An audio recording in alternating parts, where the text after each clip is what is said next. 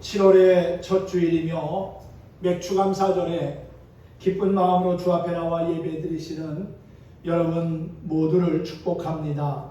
하나님의 크신 은혜와 평강이 있기를 기원합니다. 오늘 출애굽기 34장 21절에서 24절의 말씀을 중심으로 행복의 문을 여는 마스터키라는 주제로 함께 은혜를 나누도록 하겠습니다. 우리 인생의 행복의 문을 여는 마스터키는 무엇일까요?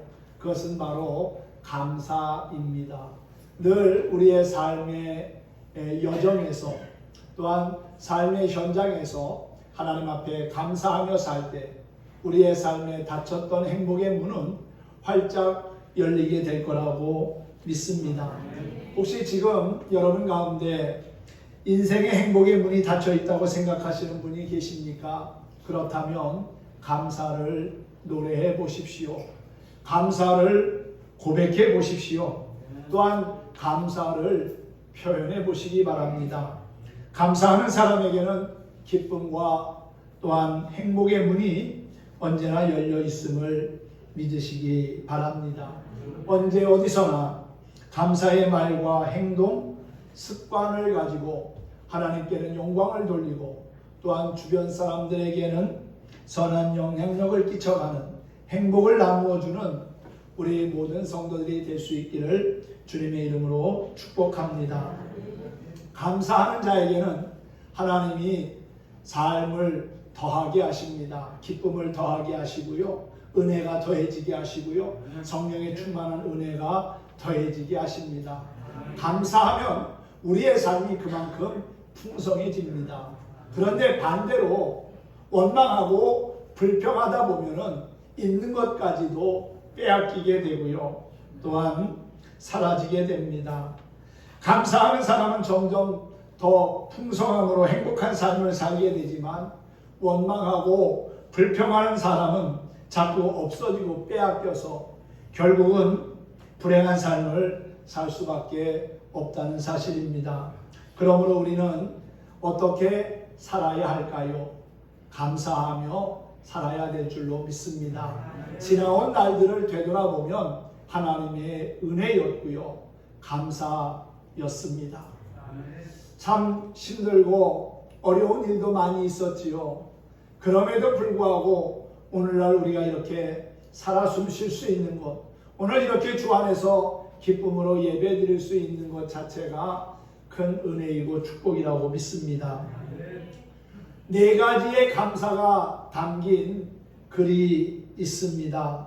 그러니까 감사, 그럼에도 감사, 그럴수록 감사, 그것까지도 감사라고 하는 그러한 내용입니다. 그러니까 감사는요, 좋은 일을 만났으니까 감사하자는 겁니다. 하나님께서 내게 은혜와 복을 주셨으니 나를 하나님의 자녀 삼아주시고 영원한 생명을 얻게 하셨으니 감사하다. 이거는 1차원적인 당연한 감사입니다. 하나님이 우리의 삶에 베풀어 주신 기본적인 감사에도 원망하고 불평한다는 것은 어리석고 지혜롭지 못한 모습입니다. 그럼에도 감사가 있습니다. 그리 아니하실지라도 감사하자는 거지요.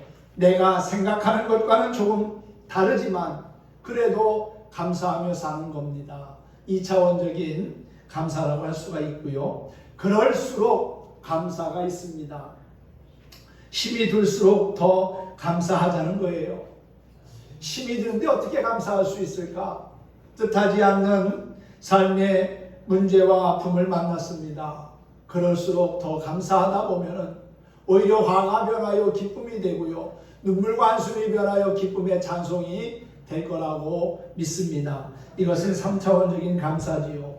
그런데 그것보다 더 고차원적인 감사가 있습니다. 그것까지 감사라는 거예요. 여러분, 안 좋은 일이 생겼음에도 감사할 수 있습니까? 사실 어렵지요. 불가능하다고 생각하는 분도 없지 않아 계실 겁니다. 어떻게 안 좋은 환경을 만났는데, 좋지 않은 일이 생겼는데 감사할 수 있을까? 도저히 이해할 수 없는 환경과 상황 앞에서도 감사하는 것, 그것이 바로 그것까지 감사하는 겁니다. 여러분, 하박국서에 보면은 무화과 나무가 무성하지 못하며 포도나무에 열매가 없고 감람나무에 수출이 없으며 그리고 우리의 양이 없고 외양간에 소가 없다 할지라도 어떻게 보면 인생에 갖출 수 있는 모든 것들이 다 사라지고 없는 상황 가운데서도 여호와로 인하여 기뻐하며 감사한다는 하박국 선지자의 그 고백의 감사가 바로 그것까지 감사하는 마음이 아닌가 하는 생각을 해봅니다. 하나님으로 인하여 기뻐하며 감사할 수 있는 사람이 정말 위대한 믿음의 사람인 줄로 믿습니다. 4차원적인 감사, 그것이 바로 그것까지 감사인데요. 이해할 수 없지만 이해할 수 없는 것까지도 오히려 끌어안고 감사할 수 있다면 그것은 하나님의 마음에 기쁨과 감동을 드리는 진정한 감사가 될 거라고 믿습니다. 그러니까 감사, 그럴수록 감사, 그럼에도 감사, 그것까지도 감사하며 살아가는 저와 여러분이 되었으면 합니다.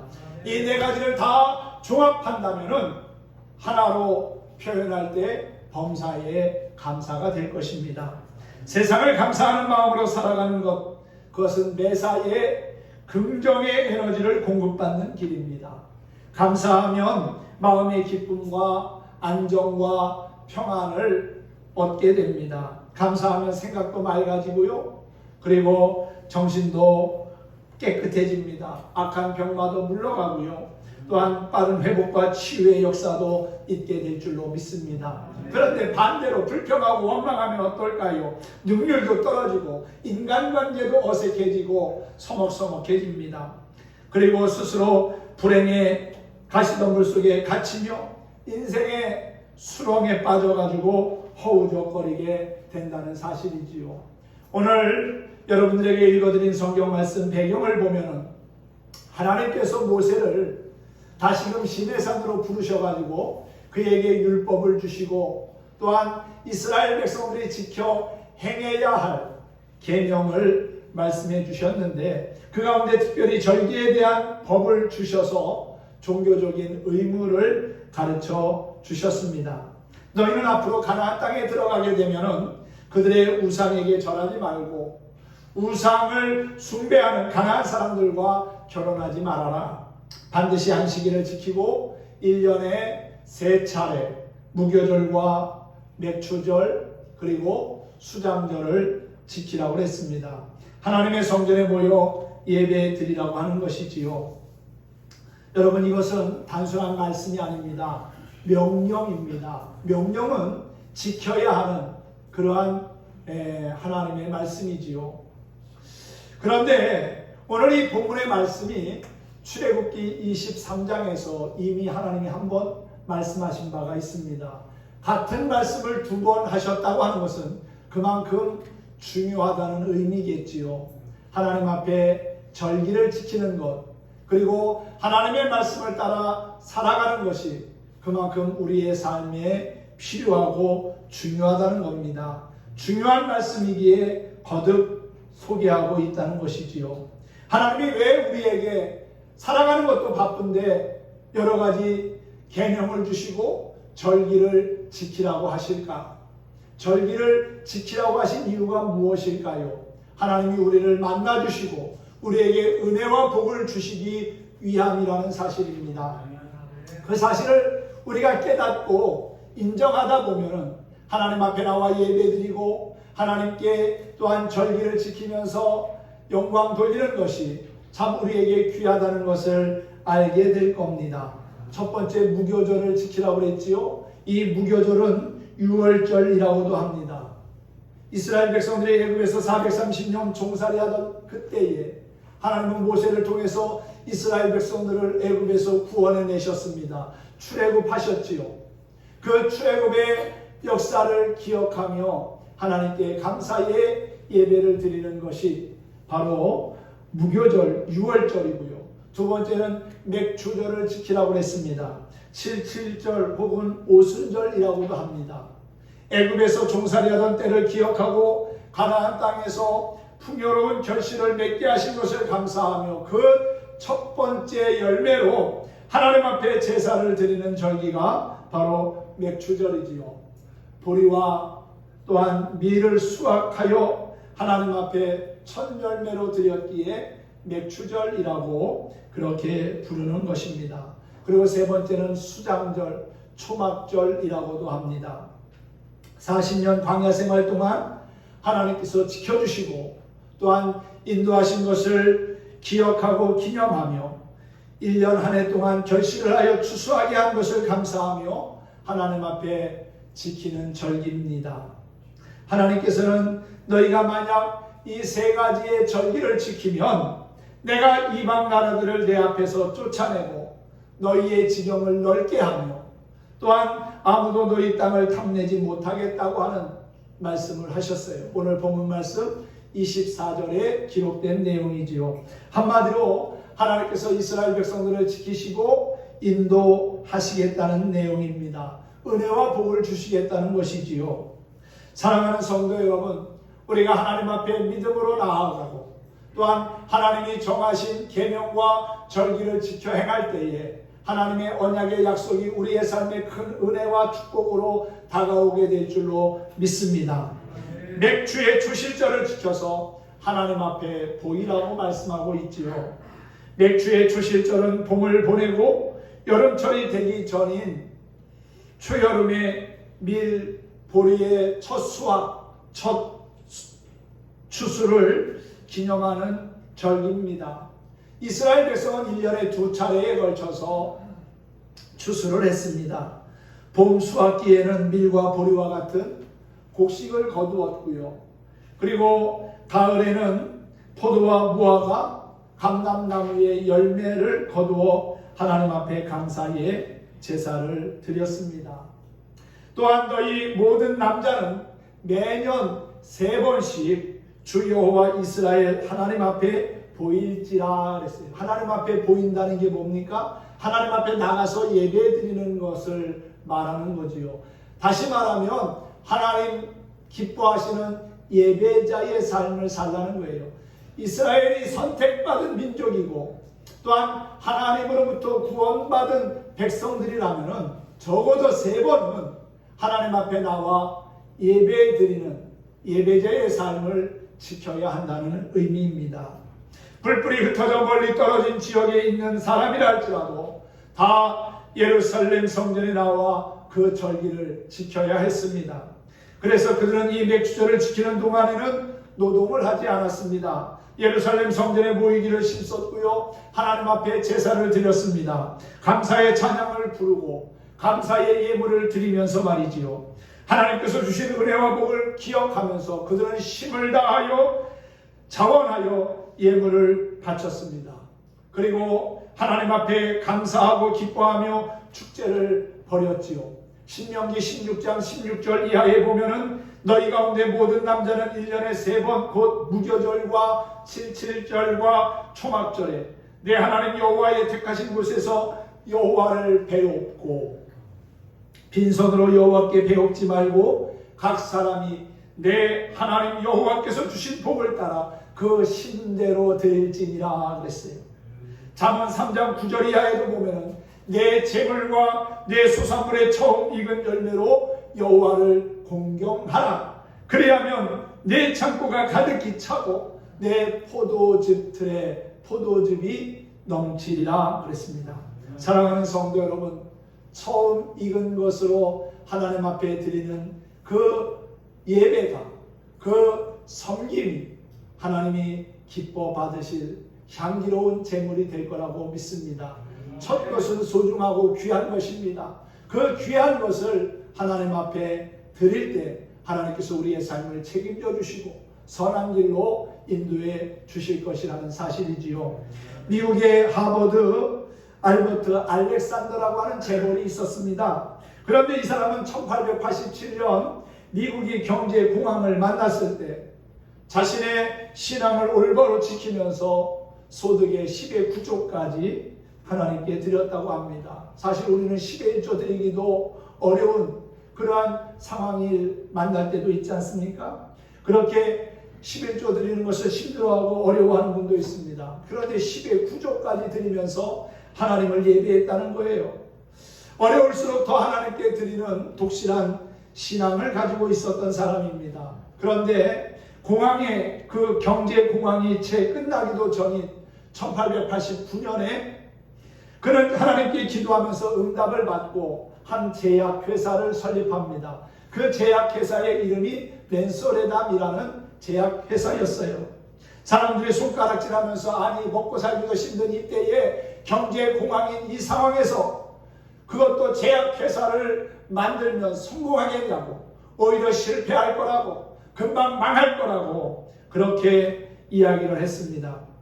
그러나 경제 공황 중에서도 그는 하나님의 놀라운 은혜로 사업이 번창하게 되었고 세계적으로 으뜸이 가는 회사로 성장할 수 있었습니다. 그리고 130년이 지난 오늘날까지도 맨소레담은 세계적으로 유명한 상품으로 인정을 받고 있다는 것이지요. 진정한 감사는 충분하고 여유가 있을 때만 하는 것 아닙니다. 힘든 상황에서도 그것까지 감사하면 하나님께서 우리 인생에 놀라운 반전을 이루게 하실 거라는 사실이지요. 사랑하는 성도 여러분, 하나님 앞에 나와 예배할 때 하나님은 그냥 가만히 계시지 않습니다. 우리의 삶을 지켜주시고 보호해 주십니다. 오늘 말씀에 보면은 34장 24절 말씀이지요. 내가 이방 나라들을 내 앞에서 쫓아내고 내 지경을 넓히리라 그랬어요. 이방 사람들이 쳐들어오지 못하도록 막아주시고 오히려 그들을 쫓아내 주신다는 거예요. 그리고 지경을 넓히신다고 말씀하고 있지요. 여기서 내 지경을 넓힌다고 하는 것은 내 모든 지역, 영역, 경계선, 내가 소유하고 있는 모든 한계를 넘어 더 크게 번창케 하겠다는 겁니다. 할렐루야. 이스라엘 백성을 전쟁에서 승리케 하신 그 하나님은 여러분의 삶의 현장에서도 승리하도록 도와주실 것입니다.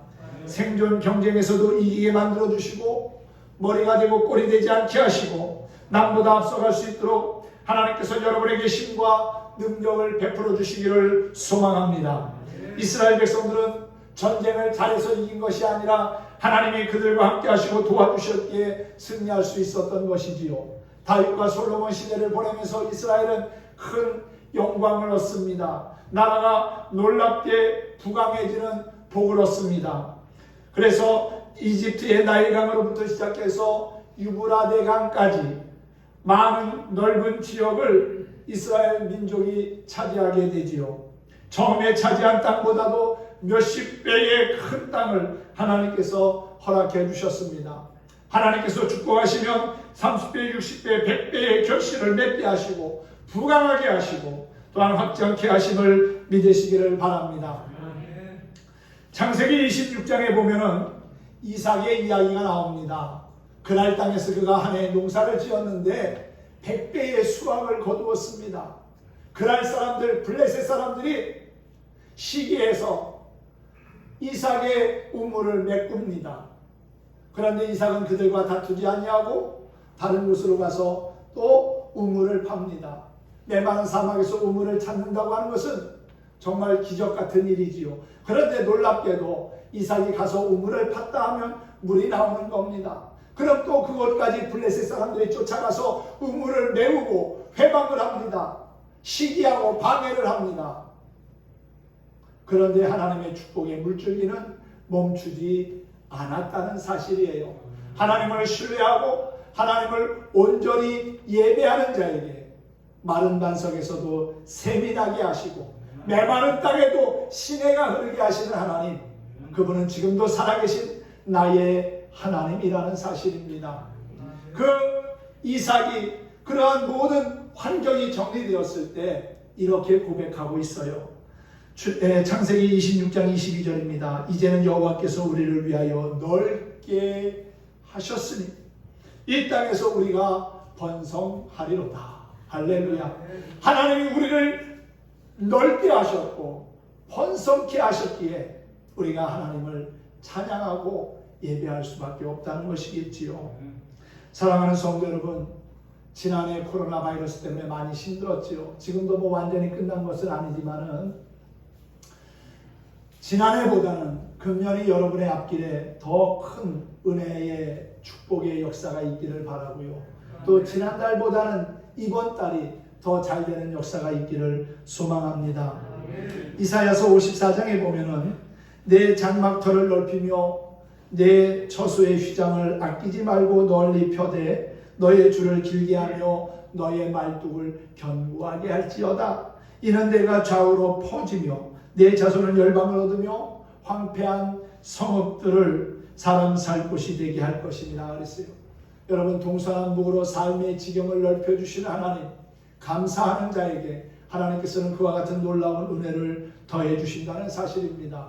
그리고 아무도 내 땅을 탐내어 엿보지 못하도록 하나님께서 지켜주신다고 하는 약속의 말씀을 합니다. 24절에 오늘 중간 부분에 보면 내가 매년 3번씩 여호와 내 하나님을 뵈려고 올 때에 아무도 내 땅을 탐내지 못하리라. 이스라엘 백성들은 가나안 전역에 두루 흩어져 살았습니다. 그래서 1년에 한 번씩 3차례 예배를 드리러 예루살렘 성전에 가려면 몇 날 며칠을 걸려야만 했을 겁니다. 오랜 시간 동안에 가야 하고 와야 하고 또 집을 비워야 합니다. 그러다 보면 도둑이나 강도가 될 수도 있고요. 또한 적군이 쳐들어올 수도 있는 어려운 환경이 만들어질 수 있습니다. 그러나 하나님 앞에 예배하기 위해서 예루살렘에 갈 때에는 아무도 탐내지 못하게 하시겠다고 하나님이 말씀하셨어요. 내 하나님 앞에 제사 드리려고 하나님 앞에 가는 동안에 하나님께서 지키시고 보호하시겠다는 것이지요. 여러분, 우리가 하나님께 마음과 뜻과 정성을 다하여 예배할 때, 하나님 앞에 예물을 드릴 때, 하나님 앞에 충성하며 헌신할 때 하나님께서 여러분의 가정을 지켜주시고 여러분의 재산과 재물을 보호해 주실 거라고 믿습니다. 여러분의 가정을 지켜주실 거라고 확신합니다. 하나님께서 우리를 보호하시고 축복하시고 함께 하시면 누가 우리를 해할 수가 있겠습니까?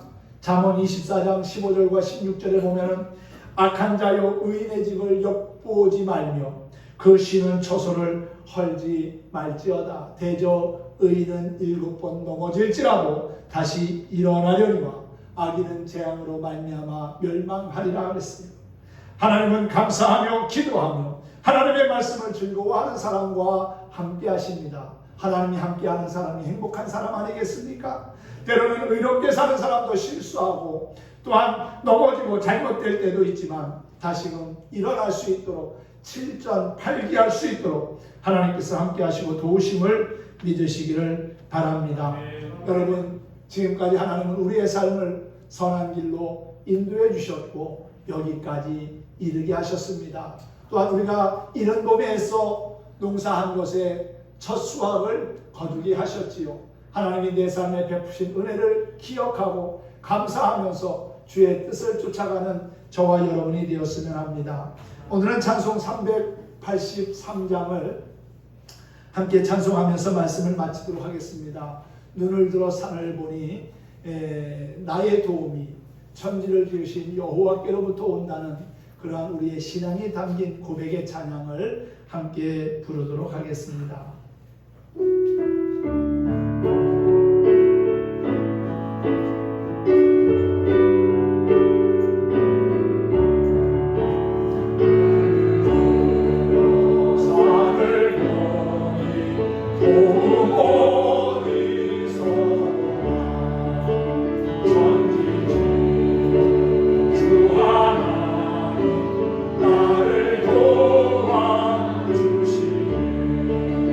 나의 발이